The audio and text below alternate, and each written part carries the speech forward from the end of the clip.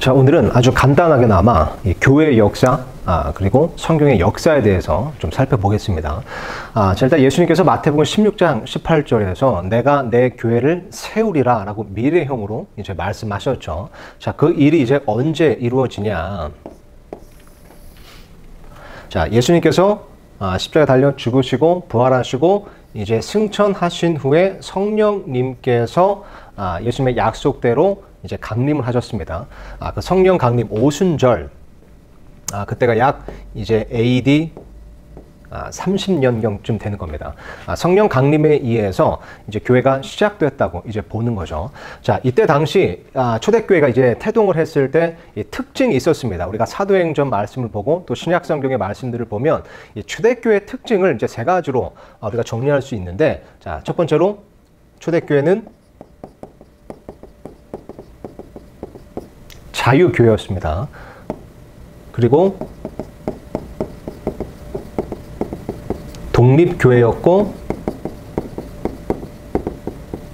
지역교회의 특징을 갖고 있었습니다. 그러니까 어떤 국가나 단체나 조직이나 혹은 어떤 교단에 종속되어 있는 것이 아니라 자유롭게 독립적인 지역교회가 바로 초대교회의 모습이었다는 거죠. 자, 근데 여기서 이제 시대적인 배경이 중요한데, 이때 당시는 이제 로마 제국이 패권을 쥐고 있었습니다. 그래서 이 초대교회도 어떻게 보면 로마의 그런 치하 속에 이제 있었죠. 이제 치하에 있었죠. 이제 그랬을 때 그럼에도 불구하고 이제 이 그리스도인들, 초대교회 성도들은 이제 선한 어떤 시민으로서 국가의 법에 순응하는 삶을 살았습니다. 그러다가 로마 황제 이제 카이사르가 자기 자신을 주 하나님이라고 선언을 해버립니다. 그래서 이 로마의 통치를 받는 모든 사람들에게 황제 숭배를 요구하기 이제 시작하죠. 거기서 이제 우리 초대교회 성도들이 그 황제 숭배를 거부한 겁니다. 왜냐면 그거는 엄연히 우상 숭배니까요. 자, 그러자 이제 로마 정권에 의한 굉장히 극심한 박해와 핍박이 시작되었습니다. 이제 황제 숭배를 거부하니까 어마어마한 핍박이 이제 있게 된 거죠. 자, 그럼에도 불구하고 그런 이제 핍박으로 인해서 예루살렘 교회가 이제 전 세계로 또 전 지역으로 흩어지게 되고, 그러면서 또 복음이 더 많이 전파되게 되는 일들이 있고, 계속해서 이 그리스도인들을 죽이고 핍박하고 박해하고 학대함에도 불구하고 그 세력이 점점 줄어드는 것이 아니라 오히려 더 부흥되는 일이 생기는 거예요.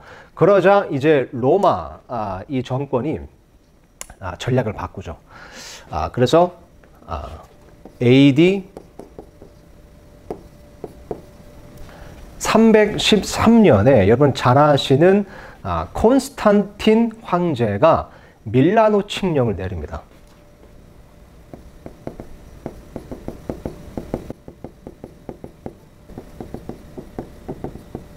자, 콘스탄틴 황제가 밀라노 칙령을 내리는데, 자, 이 밀라노 칙령의 이제 그 내용이 무엇이냐, 결국 이런 거죠. 이제 더 이상 기독교를 핍박하지 않겠다. 이제 자유를 보장해 주겠다. 이제 이런 선언이었습니다. 그래서 그동안 몰수했던 교회, 그리고 그런 이제 초대교회 성도들의 재산을 조건 없이 다 돌려줘라. 그러면서 또 획기적으로 무엇을 하냐면 이 기독교를 로마의 국가 종교로 공인을 해버립니다. 그래서 이 밀라노 칙령에 의해서 국가교회가 탄생하게 됩니다. 자, 이렇게 했을 때 처음에 이 초대교회 성도들은 이때 당시 이제 그리스도인들은 좀 어리둥절했겠죠. 와, 이게 우리 기도가 응답된 거 아닌가? 혹은 야, 이거 그래서 이제 우리 이제 핍박, 이제 환란 이런 게 다 이제 그치겠구나, 다 이제 끝났겠구나, 이제 고생 끝, 행복 시작이다. 이렇게 이제 생각을 했는데, 사실 여기에는 이 콘스탄티누스라고도 하죠. 이 콘스탄틴 황제의 정치적인 목적이 있었던 겁니다. 그러니까 이 기독교의 정신을 그대로 온전히 보존해 주고자 국가교회로 인정한 것이 아니라 국가교회를 세움으로써 이 기독교라는 것을 자기의 통제하에 두려고 했던 거죠. 그러니까 교회를 자기가 지배하고 간섭하고자 로마의 국교로, 국가 종교로 공인을 하고 국가교회를 세운 겁니다. 자, 이게 결국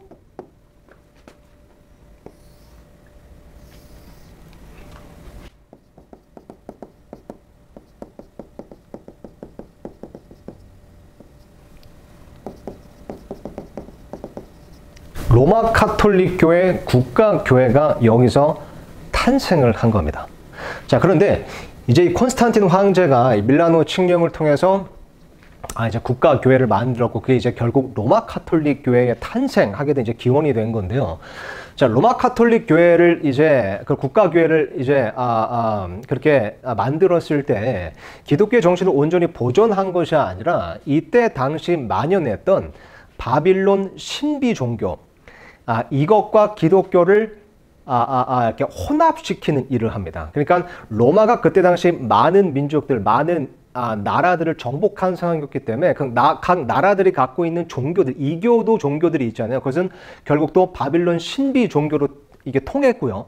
그러니까 바빌론 신비 종교, 그리고 이 각종 이교도 그런 종교들과 기독교를 쉽게 말해 짬뽕을 시켜서 로마 카톨릭 교회를 탄생시킨 겁니다. 그러다 보니까 로마 카톨릭 교회의 비성경적인 것들이 나타나게 됐죠. 예를 들면 바빌론 신비 종교의 그 궁극적인 사상인 여신 숭배 사상으로 말미암아 마리아 숭배가 이제 들어오게 된 거고요.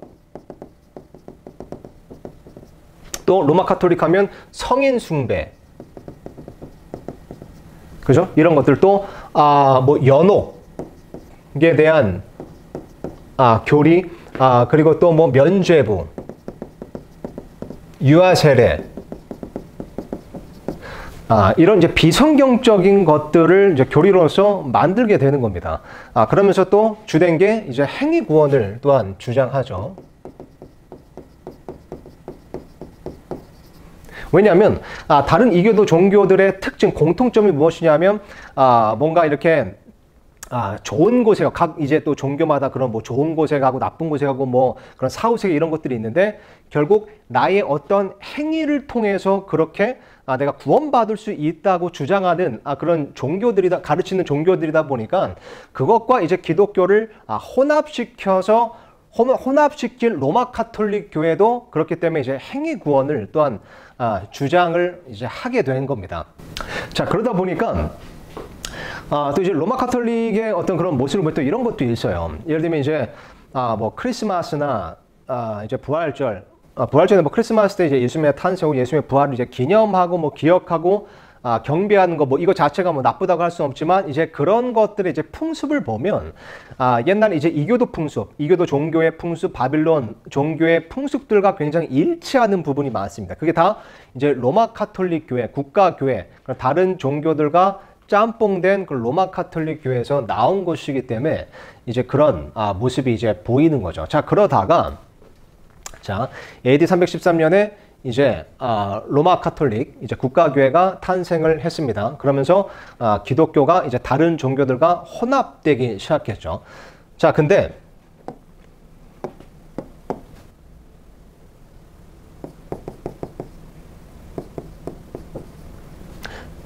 AD 1517년, 이 날짜 익숙하시죠? 마틴 루터라는 사람이 이제 로마 카톨릭 교회 어떻게 보면 이제 사제였는데, 그 사람이 이제 성경을 읽다가 하박국에 나오는 2장 4절에 오직 의인은 자기 믿음으로 살리라. 이게 성경에서 또 신약성경에도 세 번이 인용되었죠. 로마서에 한 번, 갈라디아서에 한 번, 히브리서에 한 번. 그러니까 의인은 믿음으로 살리라. 이 말씀을 가지고 로마 카톨릭 교회는 너무 비성경적이다. 특히 구원에 있어서 너무 비성경적이다라는 깨달음을 얻고 어떻게 하죠? 그 비텐베르크 성당 정문에 95개조의 반박문을 딱 붙여놓습니다. 그럼으로써 종교개혁을 불붙이는 일을 하게 되죠. 자, AD 517년에 마틴 루터에 의해서 종교개혁이 일어납니다. 자, 종교개혁. 자, 그럼으로써 로마 카톨릭 교회의 그런 악습과 패당과 비성경적인 교리에 저항해서 AD 1517년 종교개혁으로 말미암아 개신교가 탄생을 합니다. 프로테스탄트라고도 하죠. 자, 그래서 이 개신교 종교개혁을 이끌었던 이제 루터의 이제 루터교가 이제 탄생을 하게 되는 거고요. 또 존 웨슬리의 감리교, 칼빈의 장로교. 자, 장로교 등의 이제 개신교가 이제 탄생을 하게 된 겁니다. 1517년 종교 개혁에 이제 의해서요. 자, 근데 물론 되게 좋았습니다. 이 로마 가톨릭 교회에 이제 저항을 하는 그런 프로테스탄트들이 이제 그런 개신교들을 만듦으로써 많이 성경으로 돌아왔는데, 그럼에도 불구하고 이 개신교는 이 자유 독립 지역 교회에 뿌리를 두고 있는 것이 아니라 로마 가톨릭 교회에 뿌리를 두고 있었기 때문에 여전히 로마 가톨릭 교회 잔재들이 좀 남아 있었습니다. 뭐 예를 들면 뭐 유아 세례라든가 아니면 그런 성직자 체계라든가 어떤 교단화하는 것, 이런 어떤 로마 가톨릭의 잔재들을 이제 그대로 갖고 있는 어떤 문제 또 숙제거리가 있게 된 거죠. 그러다가 역시 그런 이제 잔재들 때문에 이 연도로 보자면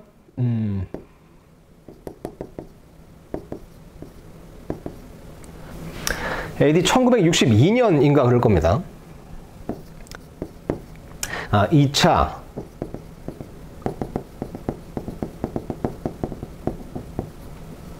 바티칸 공회가 있었습니다. 자, 이때 이제 그 로마 가톨릭 교회와 이제 개신교가 우리 다시 이렇게 손을 잡자라고 하는 움직임이 생기면서 어떤 통합의 그런 어젠다가 생겨버립니다. 그래서 이것이 이제 계속해서 지금까지 이어져 오는 건데, 오늘날로 보자면 이게 WCC, WEA, NCCK, 이런 어떤 종교 통합의 어젠더를 갖고 있는 어떤 단체들을 또한 만들게 되죠. 그리고 이런 종교 통합의 길을 가는 이유는 그리고 그 어젠다의 이제 배후에는 이제 사탈이 있는 겁니다. 왜냐하면 요한계시록 17장에 보면 그 짐승 위에 탄 음녀가 나오죠. 이게 그 성경 말씀을 이제 보면 이제 로마 가톨릭 교회를 중심으로 어떤 단일 종교 세력을 의미하는 것임을 알 수 있습니다. 그러니까 환란기 때 적그리스도의 왕국이 세워지면 적그리스도를 그런 신으로 숭배하는 단일 종교가 생겨나거든요. 그것이 이제 계시록 17장에 나오는 짐승 위에 탄 음녀 혹은 신비 바빌론이라고 하는 그런 단일 종교입니다. 그것을 위해서 로마 가톨릭 교회가 지금도 종교 통합을 주도하고 있고, 거기에 안타깝게도 이 개신교, 한때는 정말 이 종교개혁이 중요했습니다. 되게 하나님의 어떤 그런 역사하심과 섭리와 뜻 안에서 굉장히 좋은 일이었죠. 은혜로운 일이었음에도 불구하고 로마 가톨릭의 어떻게 보면 이제 잔재 때문에 이들이 계속해서 이어가면서 역사가 흐르고 시간이 흐르고 그러면서 결국 다시 로마 가톨릭 교회로 돌아가고 손을 잡고 그들과 타협하는 그런 일, 종교 통합의 일이 지금까지 계속 이어오게 되는 겁니다. 심지어 루터, 어떤 개혁에 불을 지폈던 루터가 창시한 루터 교회 같은 경우는요, 1998년도에 우리는 로마 가톨릭 교회로 다시 돌아가겠다고 공식적으로 선언을 해버립니다. 그런 쉽게 말해 배도의 물결이 계속해서 이제 흐르고 있는 겁니다. 물론, 죄송합니다.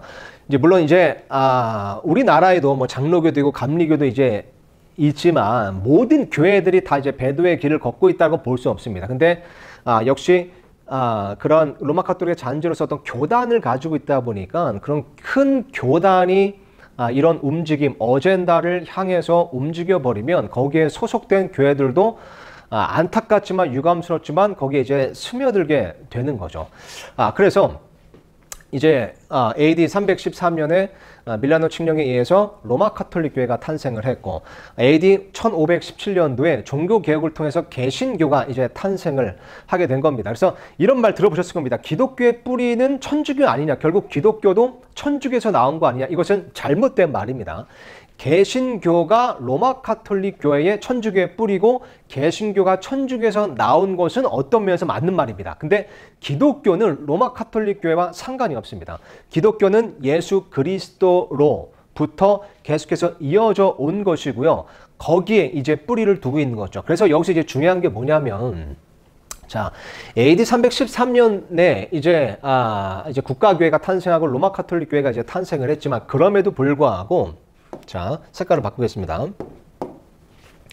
이 자유 독립 지역 교회, 이 초대교회 정신을 계속해서 유지하는 사람들이 있었습니다. 이런 어떤 세상의 정세에 흔들리지 않고 휩쓸리지 않고 이 초대교회 정신을 계속해서 이어오는 사람들이 있었다는 거죠. 이 사람들이 예를 들면 이게 각 시대마다 다른 이름으로 좀 불렸어요. 예를 들면 주후 뭐 2세기 때는 이 사람들이 몬타니스트, 예, 맞을 겁니다. 몬타니스트라고 이제 불렸고요. 주 3세기에는 이게 다른 지역에서 또 노바티안 이렇게 이제 불렸을 겁니다. 그리고 또 4세기 때는 도나티스트 이렇게 불렸었고요. 제가 이걸 정확히 지금 이거 철자를 기억하는지 모르겠어요. 근데 도나티스트 이렇게 이제 불렸었고 7세기 때는 폴리시안, 뭐 12세기 때는 유명한 왈덴시안. 그러면서 이런 사람들이 또 뭐 아나베프티스트 들어보셨죠? 제친레파라고도 이제 부릅니다. 그리고 이제 이런 사람들이 또 이제 17세기 그리고 18세기에 그 이제 미국과 영국에서 베프티스트라고 이제 불리게 된 겁니다. 베프티스트, 침례교도들이죠. 그래서 이런 이제 아예 초대교회 때부터 이런 어떤 정세와 움직임이 대대적으로 있었음에도 불구하고 자유독립지역교회 그 초대교회 정신을 그대로 지킨 사람들이 시대별로 있었던 겁니다. 이 사람들은 로마 카톨릭교회 어마어마한 박해를 받았습니다. 엄청난 고문을 당하고 또 화형을 당하고 수장을 당하고 그래서 처형을 당하고 그래서 많이 순교한 사람들이죠. 그럼에도 불구하고 소수였지만 이 사람들이 계속해서 이 초대교회 정신을 이어왔고 이어온 사람들이 있었던 겁니다. 사람들이 주위에서 뭐 그 사람들은 또 침례를 받는다고 해서 뭐 제침례파다라고 별명을 붙여준 거죠. 침례교라는 것도 베프티스트라는 것도 다른 사람들이 어떤 창시자 어떤 사람이 야 우리는 이제 베프티스트라고 어떤 교파를 창시한 것이 아니라 그냥 사람들이 저 사람들은 성경대로 한다고 해서 침례받는 사람들이야 유아 세례를 거부하고 그래서 이제 붙여진 별명 같은 거예요. 침례교 베프티스트가. 자, 그래서 이제 이런 사람들이 이제 있었다. 그렇기 때문에 기독교라는 것은 예수 그리스도를 의 뿌리를 두고 있고 거기서부터 계속 이어온 이제 정신이 기독교 정신이 계속 있었던 거고요. 그러면 로마 카톨릭교에서 나온 게 전혀 아닌 겁니다. 오히려 이제 개신교는 로마 카톨릭교에서 나온 것은 맞죠. 엄밀히 말하자면. 그래서 이제 이런 사람들이 그런 어마어마한 박해를 받고 또 로마 카톨릭 교회에서 이런 이제 사람들을 이단으로 규정해 버렸습니다. 이 시대에 로마 카톨릭 교회가 이단으로 규정해 버린다? 그러면 그냥 죽는 겁니다. 그러니까 바로 순교를 당하는 거예요. 그럼에도 불구하고 그 정신을 기독교 정신을 지켜온 이제 사람들이 있었다. 자, 근데 여기서 성경의 역사를 잠깐 좀 짚고 넘어갈게요. 사실 성경의 역사만 하더라도 굉장히 이제 설명이 할 것이 이제 많은데 좀 간단하게만 이제 좀 짚고 넘어가자면, 자, 1517년 종교개혁이 있었죠. 그 전해, 그러니까 1년 전에, 그러니까 1516년에 자, 어떤 일이 있게 되냐면요. 그때 당시 최고의 지성인이라고 할 수 있는 에라스무스 들어보셨죠? 에라스무스가 어떤 일을 하게 되냐면요. 헬라어 신약 성경을 편집하게 됩니다. 그러니까 그리스어 신약 성경을 편집하게 되는데 그것을 공인 본문이라고 불렀습니다. TR이라고도 하죠. 자, 이게 뭐냐면, 자, 보세요. 구약 성경은 유대인들 중에서 이제 마소라라 하는 이제 사람들이 그 구약 성경, 히브리어 구약 성경을 잘 이렇게 보존해 오고 있었습니다. 물론 이제 나중에 한 1900년도에 이제 키텔이라는 사람이 해서 그것도 이제 변개가 됐는데, 이 신약 성경이라는 것은 이게 하나님께서 그분의 말씀, 처음에 이제 원본으로 이제 주셨잖아요. 신약 성경 이제 그리스어로 이제 주셨잖아요. 근데 그 원본은 이제 달아 없어지니까 하나님께서 선택하신 사람들에 의해서 계속 이제 사본을 뜬 겁니다. 그래서 그 사본을 통해서 그분의 말씀을 보존해 주신 거죠. 근데 사본을 만들다 보면 왜 이렇게 뭐 오타가 생기기도 하고 뭐 잘못 적어서 이렇게 찢어버리고 이렇게 구겨서 뭐 이렇게 뭐 쓰레기통에 던지기도 하고 뭐 쉽게 얘기하자면요. 이제 뭐 그런 일들이 있다 보니까 이제 에라스무스가 1516년도에 이제 뭘 한 거냐면 그동안 온전한 이 교회 성도들이 사용했던 인정했던, 많이 사용했던 그런 사본들을 이제 가져다가 이게 그리스어 이제 그 신약 성경의 본문을 만든 겁니다. 다시요. 그러니까 그 이제 사본들이 이렇게 흩어져 있었는데 그런 보존된 사본들, 그러니까 흠이 없는, 쉽게 말하면 흠이 없는 그런 사본들을 가져다니까 내용의 변개가 없고 누락이 없고 오류가 없는 그런 사본들을 가져다가 이 사본들은 오류가 없고 보존되어 있고 온전했기 때문에 그동안 이 초대교회 성도들 때부터 계속해서 인정받아오고 사용되어 온 그런 사본들이죠. 이런 사본들을 가져다가 공인 본문, 그리스어 이제 헬라 신약 성경을 편집하게 된 겁니다. 그것을 이제 TR, 공인 본문, 공인 표준 본문이라고 이제 불렀습니다.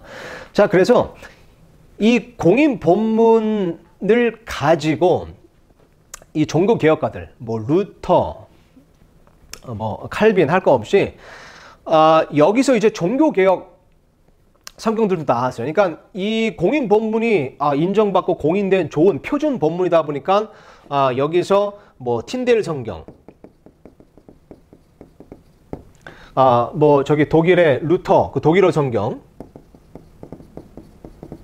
뭐 저기 제네바 성경,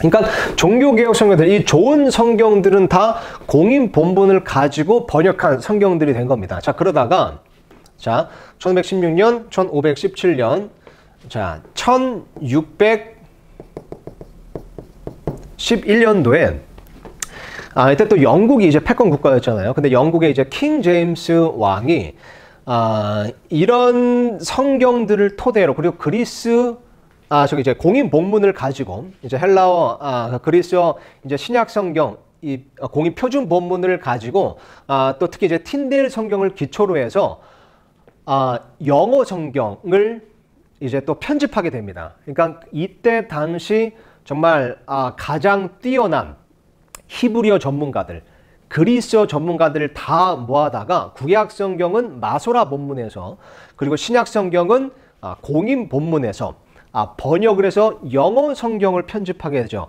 그것이 바로 킹 제임스 성경인 겁니다.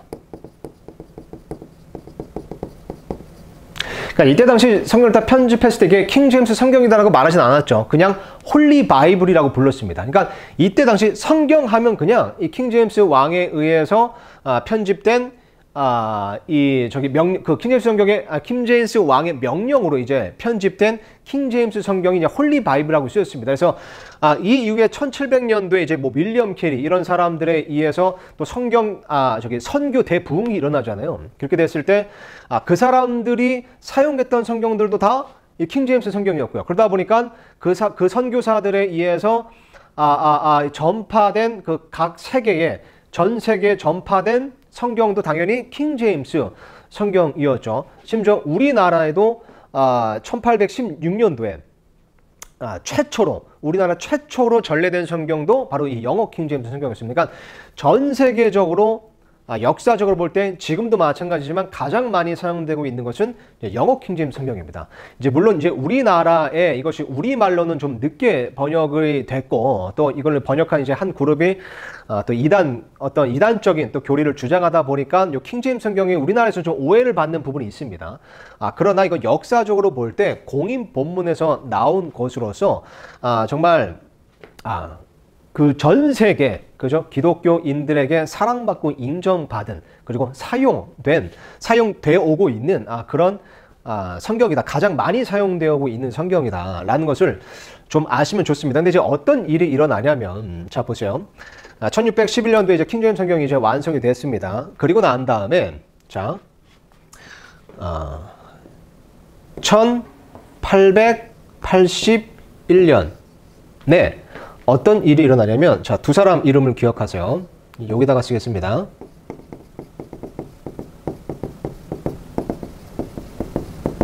자, 웨스트코트와 호르트라는 두 사람이 등장하는데, 이 사람들은 영국 성공회, 이제 서석이었습니다.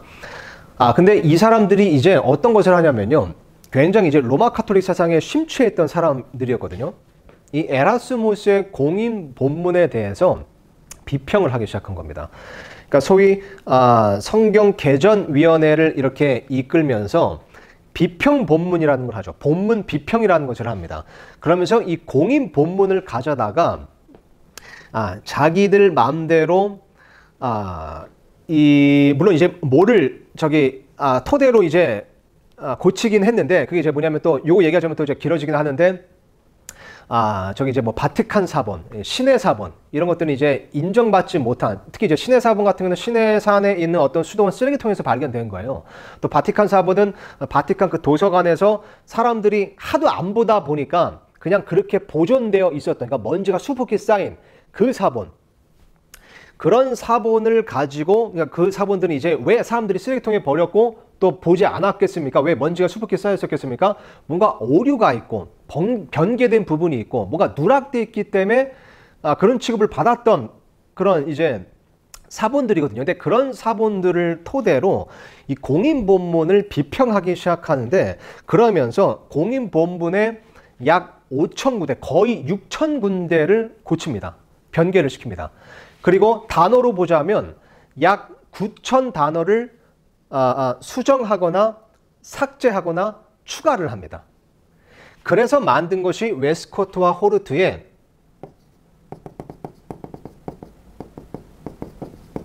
수정 본문이라는 거예요. 수정 본문. 자, 근데 문제는 뭐냐면 이 두 사람이 어떤 사람이었는지가 중요합니다. 이 공인 본문을 고친, 수정한 이 두 사람 어떤 사람들이었냐면요. 일단 아까 로마 카톨릭교에 이제 심취됐던 사람들이라고 이제 말씀드렸죠. 어느 정도였냐면 마리아를 숭배하던 이제 사람들이었습니다. 그리고 얼마나 로마 카톨릭 교회를 좋아했냐면 이 로마 카톨릭 교회 그 이 예수회가 이때 당시 이런 개신교, 특히 이제 영국의 영국 그런 교회를 로마 카톨릭화 하려는 어젠다를 갖고 있었거든요. 근데 이 웨스코트와 호르트가 그런 예수회에서 보낸 스파이다라는 그런 루머까지 있을 정도였습니다. 게다가 이 사람들은 이 진화론을 창시한 다윈을 굉장히 존경했고요. 그러면서 또 신비주의에 빠진 사람들이었습니다. 어느 정도 신비주의에 빠졌었냐면요. 죽은 사람과 우리는 소통할 수 있다. 어떤 의식을 통해서. 그래서 막 유령 길드 이런 것을 만들어서 막 영매까지도 이렇게 하려고 했던 이제 사람들이고요. 또 이 사람들은 에덴 동산이 실존한 장소라고 믿지 않습니다. 천국도 믿지 않습니다. 연옥을 믿는 사람들이에요. 지옥도 당연히 믿지 않고 천국은 우리 마음에 있는 거다. 이랬던 이제 사람들입니다. 그러다 보니까 거의 뭐 이렇게 사상을 보면 거의 무신론자예요. 거의. 그죠? 그러니까 이런 사람들이 자신들의 그런 철학과 잘못된 사상을 가지고 공인 본문을 5,000군데나 뜯어 고쳐서 수정 본문을 만들었는데, 유감스럽게도 안타깝게도 지금 현재 있는 많은 현대 역본들 있잖아요. 자, 여기서 말하는 현대 역본들이라는 것은 영어 킹제임스 성경을 뺀 나머지 모든 역본들입니다. 모든 성경들. 막 성경책 되게 많잖아요. 뭐 세번역성, 현대인의 성경, 개역성경 되게 많잖아요. 뭐 저기 미국으로 가자 뭐 NIV, 그죠? 뭐 뭐라고 하죠? NASB인가요? New American Standard Bible, 그죠? NASB. 이런 굉장히 많은 역본들이 있는데, 이 모든 영어 킹제임스 성경을 제외한 지금 현재 현존하는 모든 현대 역본들은 다 수정 본문에서 나온 겁니다. 수정 본문에서 이제 번역이 된 겁니다. 공인 본문에서 번역된 것은 영어 킹제임스 성경밖에 없습니다. 물론 이제 우리가 쓰는 이제 우리말 킹제임스 성경도 이제 영어 킹제임스 성경을 번역을 했으니까 이제 공인 본문을 이제 토대로 만들어진 거죠. 공인 본문이 이제 대본인 거죠.